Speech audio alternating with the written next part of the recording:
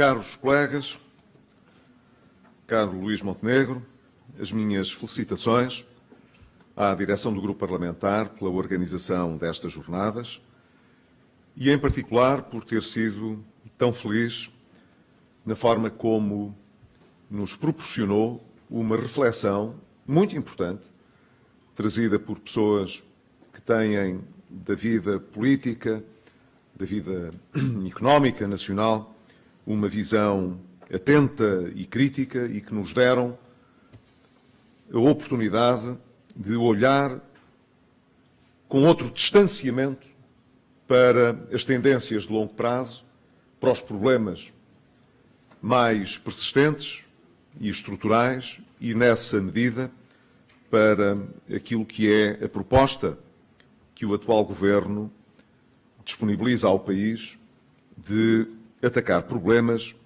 e de política económica e orçamental. Creio que as jornadas foram muito úteis na avaliação do que representa esse documento e nós não deixaremos, em termos de Partido Social Democrata, de fazer a avaliação final de toda esta informação, de toda esta perspectiva.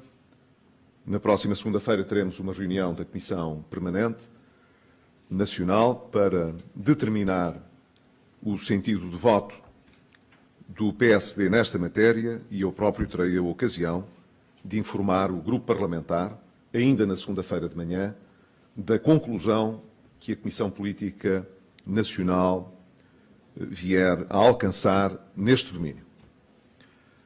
Mas não preciso da reunião de segunda-feira para poder dizer aquilo que vou dizer agora.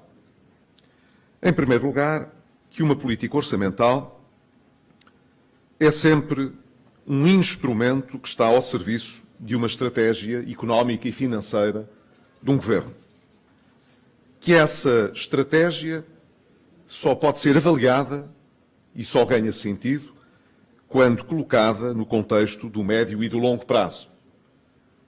Não nos interessa estar a ver apenas as soluções ou os caminhos de muito curto prazo. Interessa-nos ver o que é que isso significa num contexto mais alargado. E, objetivamente, uma política orçamental não pode deixar de corresponder também à leitura que se faz daquilo que são as restrições macroeconómicas, aquilo que é o contexto da política envolvente, interna e externa, em termos de ameaças e de oportunidades. A política orçamental, portanto, não é apenas um conjunto de artigos, de quadros e de medidas discricionárias que se adotem para um determinado ano.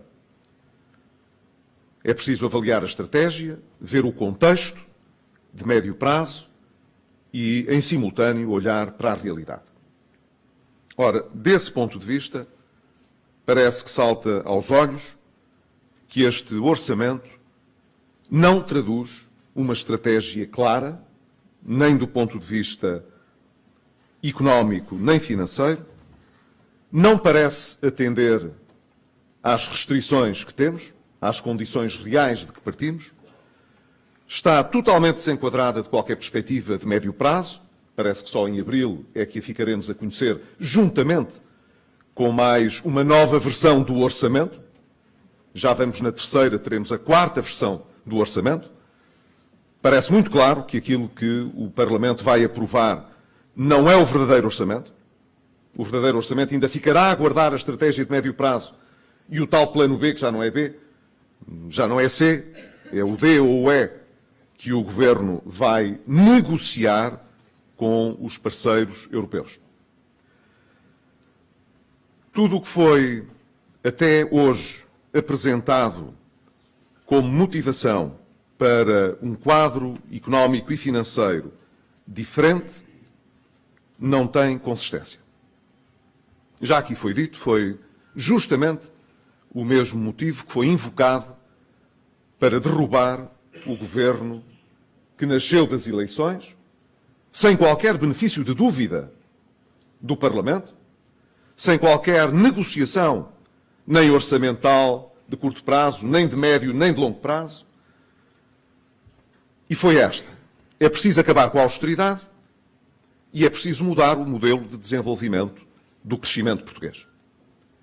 E isso, evidentemente, o governo que saiu das eleições com o voto dos portugueses, aos olhos daqueles que derrubaram esse governo, não tinha. Cabe dizer, o nosso colega Luís Montenegro já o afirmou aqui, e eu subscrevo, a afirmação de que era preciso acabar com a austeridade mais depressa parte de uma premissa errada e infantil. A de que a austeridade existe por opção, por gosto de qualquer governo. Foi um governo socialista que trouxe a austeridade para Portugal em 2010 e 2011 e não foi um governo socialista como o atual que começou a remover a austeridade. Fomos nós, ainda o ano passado. E a prova dos 9 de que a política que executámos em 4 anos foi bem sucedida é que este novo governo socialista não trouxe mais austeridade como aquele que nos antecedeu, começou a sonhar com a remoção mais acentuada, mais rápida da austeridade. Não era essa a nossa proposta, digo sem nenhum receio de perder um único voto no país. Não era essa a nossa estratégia. Porquê? Porque a nossa vontade não era andar mais depressa a remover uma austeridade que foi trazida por más políticas económicas durante muitos anos. Era removê-la com segurança para os portugueses, para que eles não tivessem de passar novamente pelos mesmos problemas, pelos mesmos desafios e pelos mesmos riscos que nós tivemos de gerir depois de 2011. Desse ponto de vista, o argumento de que era preciso acabar com um governo que não queria remover num ano toda a austeridade e de que era preciso ter um governo para ter um orçamento que acabasse com toda a austeridade num ano, acabou com, nesse argumento infantil, com a proposta de orçamento que acabou por ser apresentada. Tem realmente razão o Ministro das Finanças quando se queixa que o orçamento do Governo já foi tudo e o seu contrário. Foi mesmo. Mas não se deveu, evidentemente, à ação da oposição. Deveu-se à vontade e à intervenção do Governo. O Governo já escolheu vários caminhos e muitos deles foram contraditórios entre si. O segundo argumento estava relacionado com a estratégia de desenvolvimento e de crescimento para Portugal.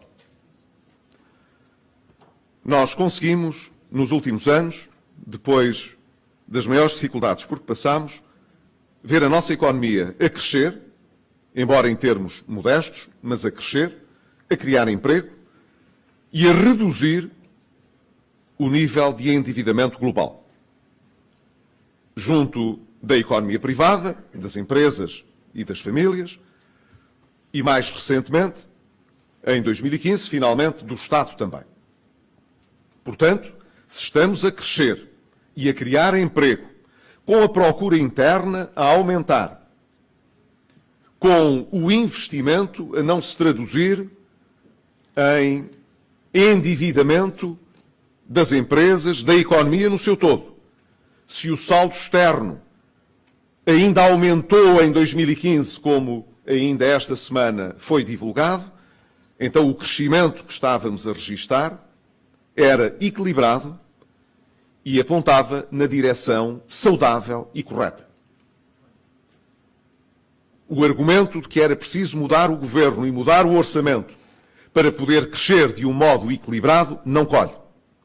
Era isso que já estava a acontecer. Mas não é isso que vai acontecer nem com este governo, nem com este orçamento. Este orçamento traz imprevisibilidade fiscal. Não sabemos que novos arranjos fiscais serão adotados em abril, ou até ao final do ano, ou para 2017 e anos seguintes. E desse ponto de vista, o Governo, cada vez que abre a boca, ameaça os contribuintes, os investidores e os agentes económicos. Umas vezes percebe que ameaça demais e vem corrigir, dizendo que foi mal interpretado e que não era isso que queria. Noutros casos, vem insistir nas mesmas ideias. A imprevisibilidade fiscal é o primeiro instrumento para trazer menos crescimento e menos investimento.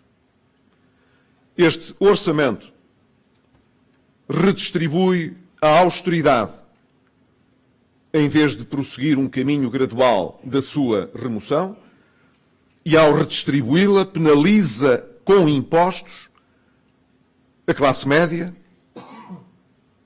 as empresas, penalizando, portanto, aquilo que se diz querer promover, que é a procura interna.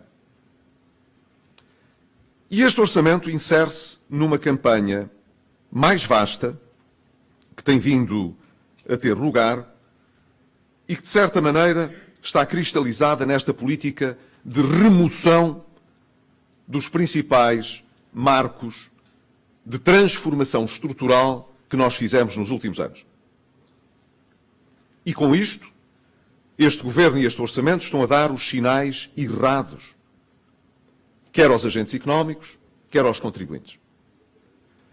Já aqui foi dito, mesmo no painel da manhã, que nós precisamos de atrair mais investimento direto externo. Nós temos-lo dito com grande regularidade. E porquê? Porque não temos um nível de poupança interno suficiente, não temos capitais próprios suficientes nas empresas para que elas investam no crescimento. O Estado tem de ser parcimonioso nos próximos anos para ter uma dívida sustentável. E se não for parcimonioso, os contribuintes pagarão isso com austeridade no futuro e impostos no futuro, e não é isso que nós queremos. Todos os sinais que o Governo tem dado em matéria de atração do investimento externo são errados. Primeiro, quando ameaça as privatizações que foram feitas, dizendo que a bem ou a mal, há empresas que têm de voltar a ser do Estado. E ainda hoje não sabemos se a TAP é do Estado ou não é. Quando sinaliza supostas ilegalidades que impedem que as concessões de transporte urbano possam prosseguir. É caso para dizer, se foram detectadas ilegalidades, que as corrijam. Eu julgo que não há ilegalidades nenhumas. O que há é a vontade de ter um pretexto para anular concursos que foram feitos e que trouxeram investidores externos para Portugal, que iam poupar dinheiro aos contribuintes portugueses, melhorar o serviço e o nível de investimento de empresas que durante anos, cronicamente, apresentaram resultados negativos. E quando o Governo regride na política de reforma de IRC, que tinha sido aprovada, está basicamente a dizer aos investidores que está a alterar, a meio do jogo, as regras que nós tínhamos estabelecido e que tínhamos estabelecido para tornar, do ponto de vista fiscal, Portugal mais competitivo para poder atrair mais investimento. O que este Governo está a dizer é que, na prática, quer afastar esse investimento. Supostamente porque um milagre se poderia realizar, que era o multiplicador orçamental em que o Estado injetava na economia o suficiente para receber em quádruplo da economia. Cada euro investido pelo Estado iria regressar aos cofres do Estado multiplicado por 4. Não se está mesmo a ver? Porque é que esta ideia não ocorreu a outros socialistas noutras épocas? Como se a solução para a falta de dinheiro fosse gastar mais dinheiro. Os socialistas, enquanto há dinheiro, gastam-no. Quando não há dinheiro, fazem o milagre da multiplicação.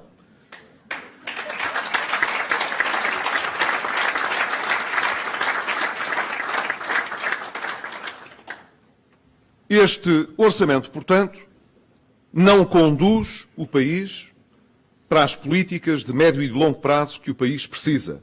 E o país precisa de políticas que atraiam o investimento, que fixem, com base na confiança, a atração de investimento direto externo. Porquê? Porque nós não temos capital suficiente, poupança suficiente, para que a economia possa crescer ao nível daquilo que é necessário. É por isso que os portugueses, parece-me, estão intranquilos e desconfiados com o que se está a passar. E têm boas razões para isso. O clima que se está a criar, os sinais que se estão a dar, são sinais de intranquilidade e avessos à confiança que precisávamos de gerar. O último sinal perigoso que registamos aconteceu ainda esta semana, quando se deu este episódio inédito de um ataque descabelado que um primeiro-ministro fez ao Banco de Portugal, à autoridade independente, ao supervisor independente. O que aconteceu esta semana é inaceitável. Qualquer que seja a questão subjacente às divergências que possam existir entre órgãos de soberania, entre governo e entidades independentes, nada justifica o ataque institucional declarado àquilo que é independente por parte de um governo que sabe que para conduzir a estratégia de desnorte em que mergulhou, precisa de comandar tudo e ter quem lhe obedeça. E quem discordar, a bem ou a mal, tem de mudar, porque o que o governo quer é o que tem de ser prosseguido. Isto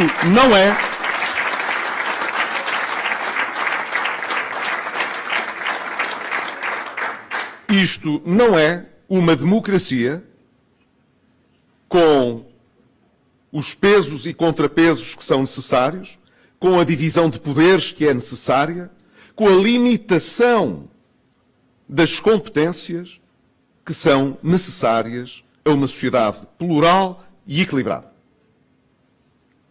Nós vamos ouvindo, à medida que os meses passam, várias manifestações desta falta de cultura democrática. O Presidente da República, ainda em exercício de funções, parece-me que às vezes há pessoas que se esquecem que o Presidente da República, Cavaco Silva, ainda é Presidente da República. O Presidente da República, que está em funções, foi provavelmente dos Presidentes da República mais atacados em Portugal pelos partidos políticos de maior radicalismo e populismo em Portugal. Mas também pelo Partido Socialista. O Partido Socialista tem-se comportado de forma muito próxima com esses partidos, dentro da lógica do eu quero, posso e mando. E são muito tolerantes quando se concorda com eles. Quando não se concordam com eles, não são tolerantes e atacam violentamente as instituições. Este comportamento não pode continuar. Ainda para mais, porque não é sequer um comportamento corajoso. É o comportamento de quem atira a pedra, atira a pedrada e depois quer esconder a mão.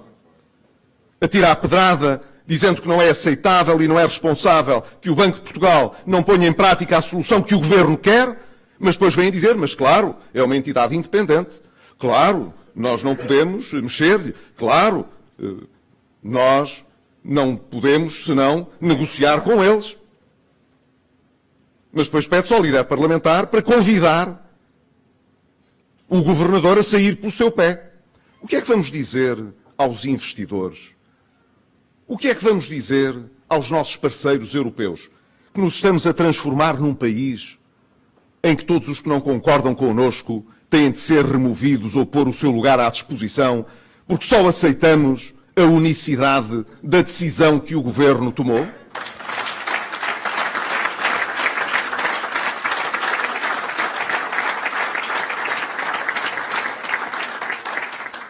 Não creio que este tipo de comportamento faça parte do país que nós somos e que queremos continuar a ser. Enquanto fui Primeiro-Ministro, discordei muitas vezes das decisões de outras autoridades e de outros órgãos de soberania. Nunca deixei de as respeitar. Podemos discordar, mas temos de respeitar. Quem se comporta como este Governo se tem comportado não respeita as instituições e é uma ameaça à confiança no país europeu que queremos ser. Mas este orçamento, em particular, traz vulnerabilidades ao país que são imperdoáveis. Nós ouvimos, durante as sessões, e ainda hoje de manhã também, os nossos convidados fazerem referência a certas condições favoráveis que poderão estar ao alcance de Portugal, taxas de juro mais baixas historicamente face àquilo que é as emissões de dívidas históricas que o país contraiu, preço do petróleo mais baixo, a possibilidade de ter, do ponto de vista externo, portanto, algumas condições favoráveis, nomeadamente o excesso de liquidez, que poderia encontrar em Portugal um bom refúgio para se poder aplicar. Mas é evidente também que o contexto externo também comporta ameaças. Vou enumerar algumas que me parece que não podem ser desprezadas. Nós temos, hoje em dia, entre os países que são nossos parceiros comerciais, algumas situações de debilidade que não são conjunturais. Em Angola, como no Brasil, a crise económica não é passageira. E o impacto que essas crises podem ter sobre as nossas exportações, sobre o nosso produto nacional bruto, na medida em que há empresas portuguesas nessas economias a produzir e a gerar riqueza para Portugal. Mas também a falta de liquidez que investidores desses países hoje sentem e que foram investidores em ativos nacionais e que podem hoje ter necessidade de fazer uma venda desses ativos para realizar liquidez, podem desvalorizar ativos em Portugal também. E isso pode agravar a circunstância de muitas empresas ou até ao nível do sistema financeiro. Não é uma situação que deva ser encarada com ligeireza. É uma situação que deve ser acompanhada de muito perto, com alguma preocupação. Temos também, no contexto europeu, várias incertezas que não ajudam à tranquilidade dos mercados. Não sabemos ainda se vai ser possível hoje, no Conselho Europeu, chegar a um entendimento para evitar uma saída do Reino Unido da União Europeia. Não sabemos. Não há sequer uma noção sobre se a probabilidade de se chegar a um acordo é elevada ou não. Depois de tudo o que se passou, pelas informações que estão disponíveis ao longo desta madrugada, continua difícil de se perspectivar um acordo que possa ser estabelecido ao nível do Conselho Europeu e das instituições europeias com o Reino Unido. E há a dúvida de que, mesmo a existir esse acordo, ele seja suficiente para evitar que o Reino Unido, em referendo, decida abandonar a União Europeia. E isso cria uma incerteza sobre o futuro da Europa muito grande.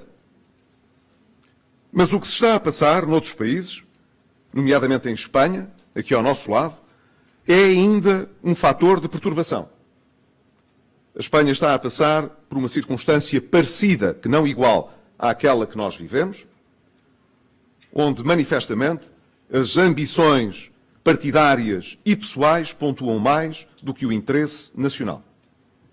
Não é claro o que é que vai acontecer em Espanha, Mas é claro que se em Espanha se correrem riscos como estão a correr em Portugal, esses riscos vão passar para a economia e a Espanha é o nosso primeiro parceiro comercial. Se há alguma coisa a abrandar em Espanha, isso vai sentir-se em Portugal.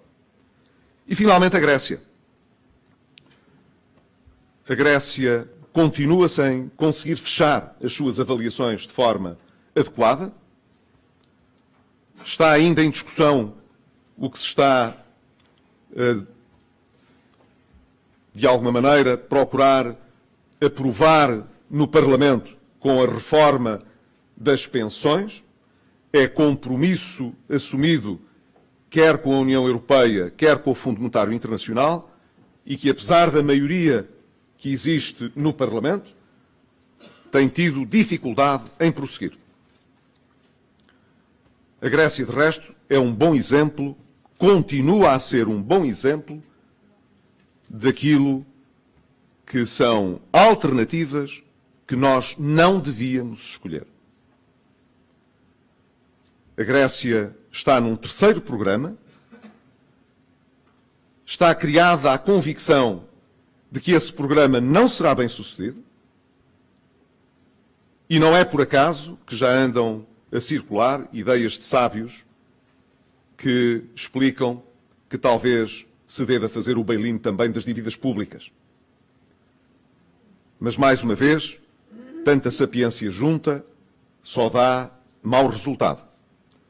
E se esse for o caminho que for seguido, não é só a Grécia que voltará a não ter nenhuma perspectiva de futuro, são vários outros países e a União Europeia no seu todo que poderão ficar em causa.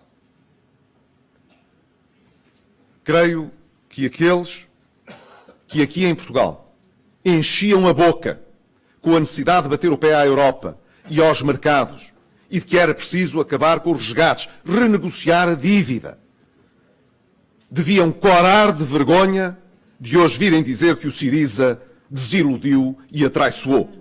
É exatamente o que se passará cá se esse for o caminho seguido e se essas forças políticas continuarem a determinar as escolhas do Governo.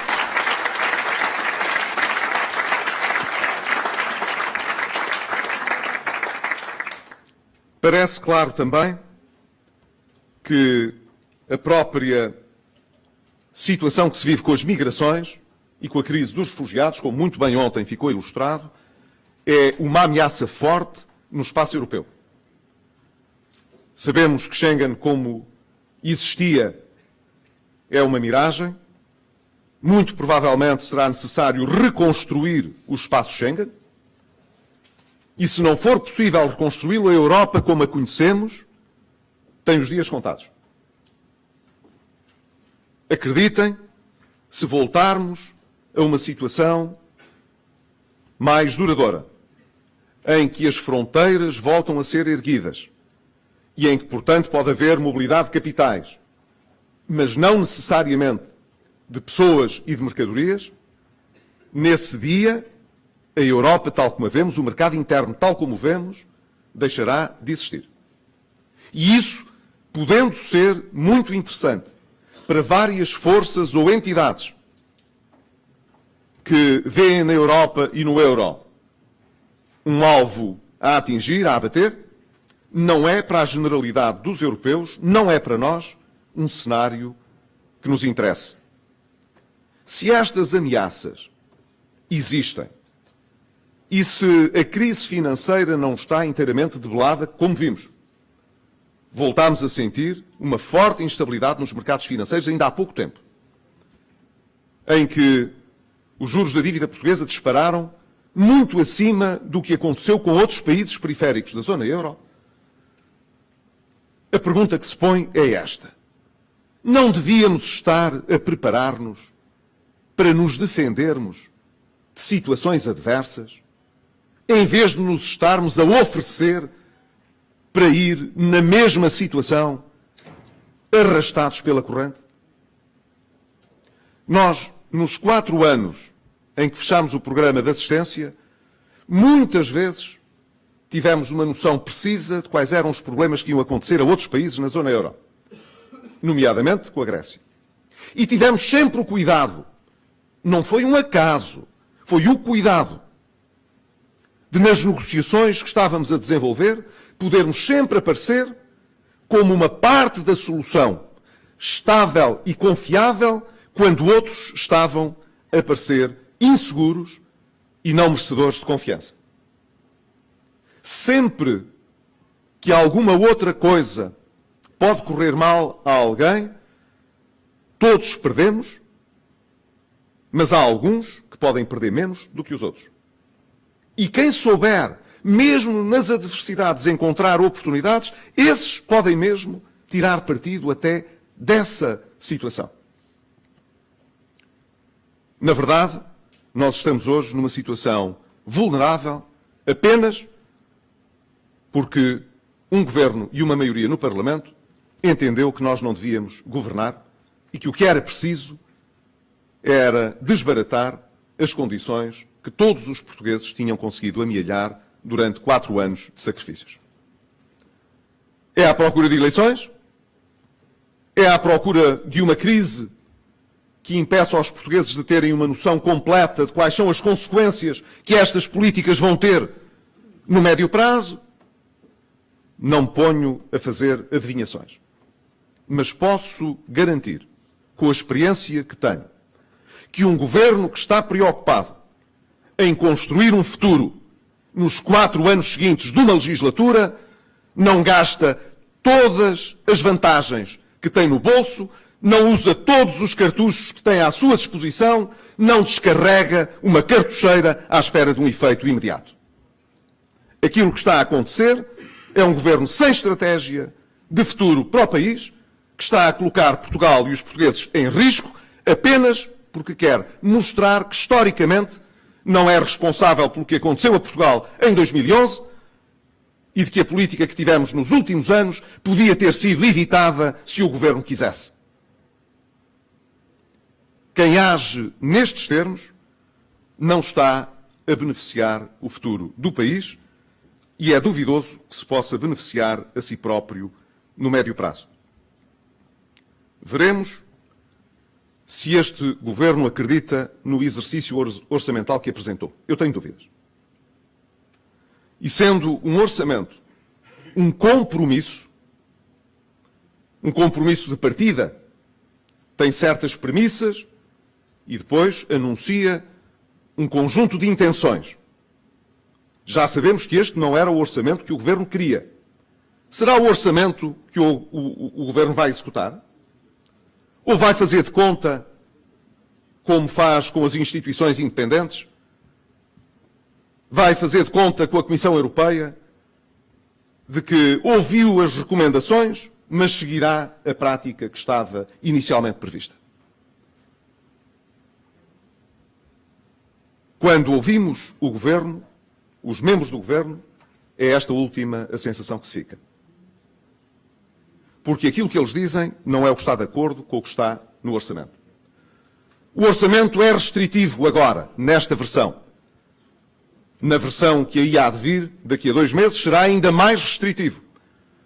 Mas quem ouça ao governo dá a impressão que não há impostos, que não vai haver austeridade e que, portanto, a economia vai expandir com estímulo ao consumo. Então há estímulo ou não há estímulo?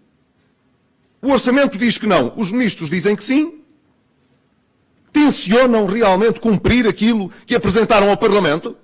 A dúvida é legítima, porque o discurso, a retórica, não casa com aquilo que é apresentado.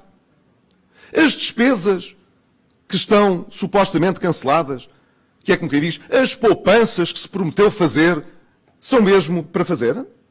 Ou são para Bruxelas ver? Uma parte da receita que lá está prevista vai mesmo realizar-se? Ou, como já aconteceu no passado, teremos um choque de expectativas em que as pessoas, com receio do que vai acontecer, contraem a sua própria procura, seja em termos de consumo, seja em termos de investimento. A ideia que nós temos é de que, em termos de investimento, o país está parado. E quem está nos bancos sabe isto. O país está parado. Os investidores estão à espera de saber se vale a pena investir ou não. E os consumidores estão desconfiados. E quando estão desconfiados, aqueles que podem gastar, não gastam. E o que é que vai acontecer quando voltar a emergir uma dificuldade nos mercados financeiros? Eu presumo que ontem tiveram a oportunidade de analisar esta situação. Todos aqueles que, com aversão ao risco, decidiram vender títulos portugueses, que razão terão ao longo deste ano para os voltar a comprar? Qual é a história que o Governo vai contar para convencer os investidores externos a investir em Portugal e em dívida portuguesa? Não foi por acaso que o comissário Moscovici veio dizer que era preciso restaurar a confiança no mercado, nos mercados, e que era preciso relançar as reformas estruturais para ter uma economia mais competitiva. O que é que isto significa para quem ouça este governo? Nacionalizar mais empresas? Reverter mais legislação laboral? Tornar o mercado de trabalho mais rígido? Pôr a CGTP a fazer negociação coletiva e a impor os resultados da sua negociação coletiva a todos os setores da economia? Excluir, portanto, cada vez mais portugueses do mercado de trabalho? Pôr os salários a crescer acima da produtividade para que as empresas possam apresentar cada vez mais dificuldades em ser competitivas e em ter capacidade para crescer? É isto que significa reforma estrutural, relançar e restaurar a confiança nos investidores?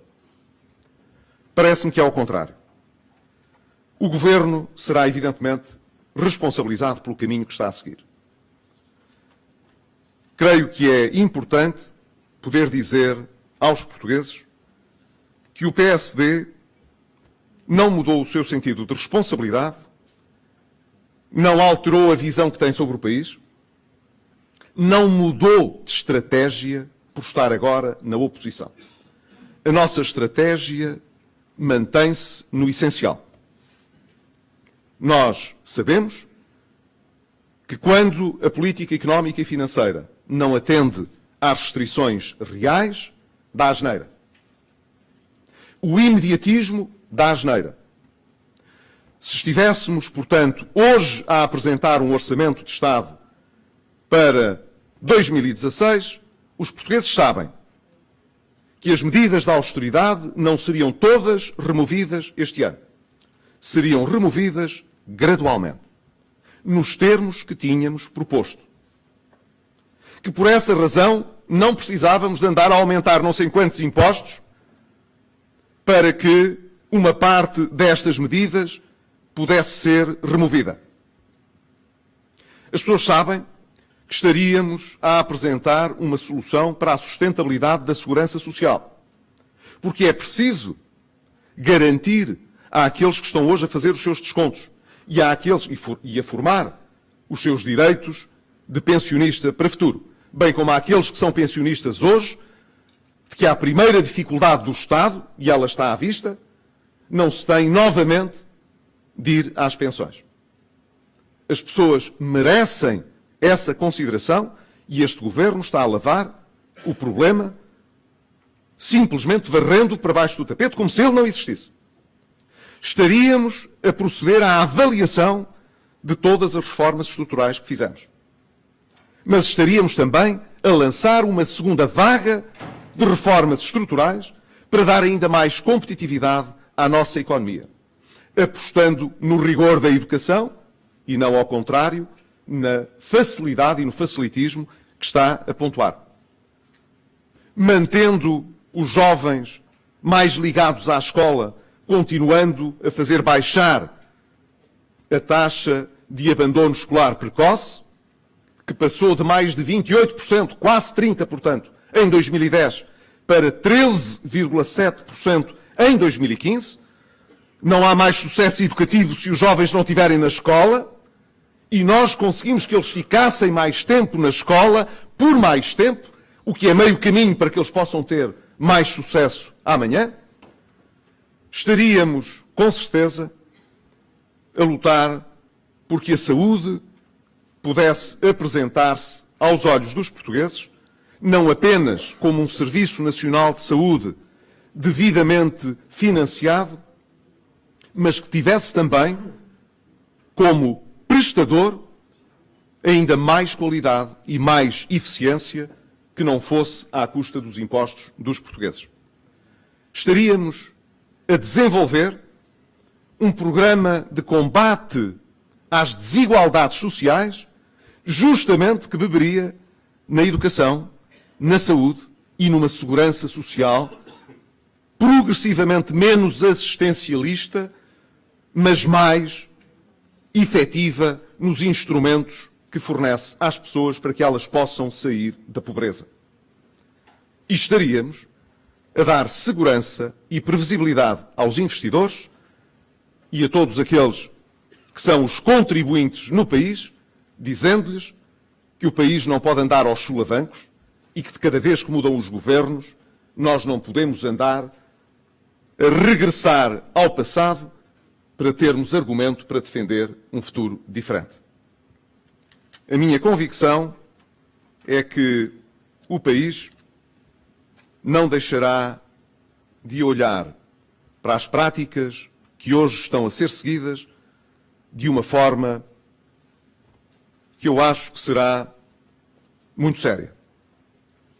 Quem tratar os portugueses como se eles não soubessem o que se passa, ou fossem falhos de entendimento, equivoca-se profundamente. Nós procuramos tratar sempre os portugueses com transparência e de uma forma adulta.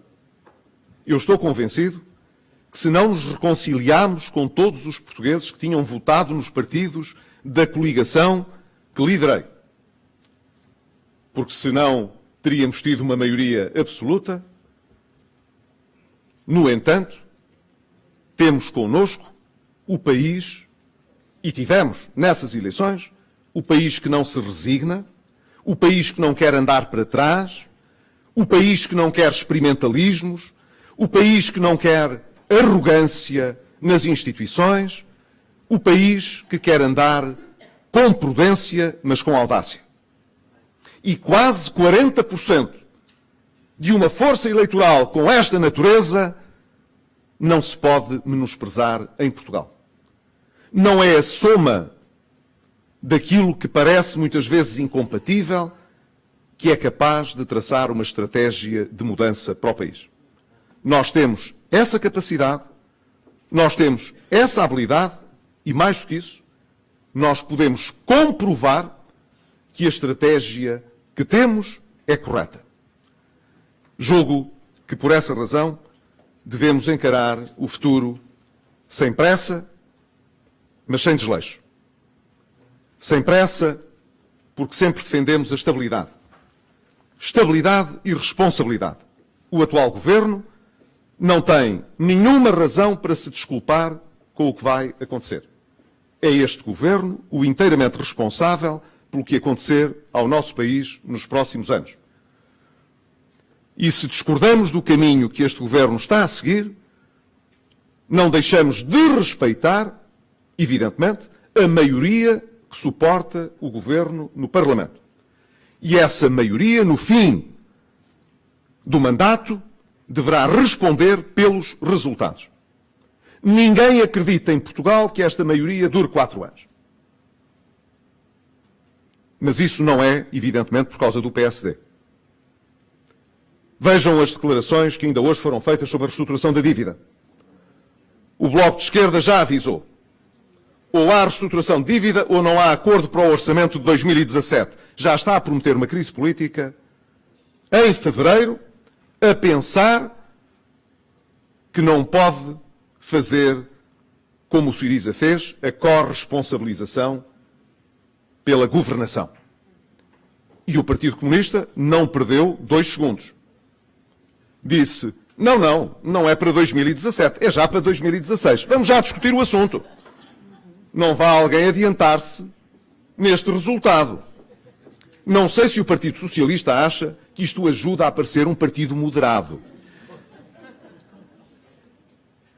Veremos como é que essa negociação avança. mas qualquer observador independente dirá: avance como avançar, não avança no sentido que o país precisava. Não é quando as coisas se complicam à nossa volta que nós deitamos mais achas para a fogueira, que lançamos e semeamos a instabilidade ou que fazemos as provocações e nos decidimos a deitar pedradas a quem não está de acordo connosco. Fiquem a saber, nós não temos medo de pedradas, nós não temos nem nos deixamos enganar por quem esconde a mão e por quem faz o exercício das sombras. Nós sabemos o que se está a passar, opomos-nos ao que se está a passar e continuaremos a dizer aos portugueses que, se não querem o que se está a passar, podem voltar a confiar no PSD.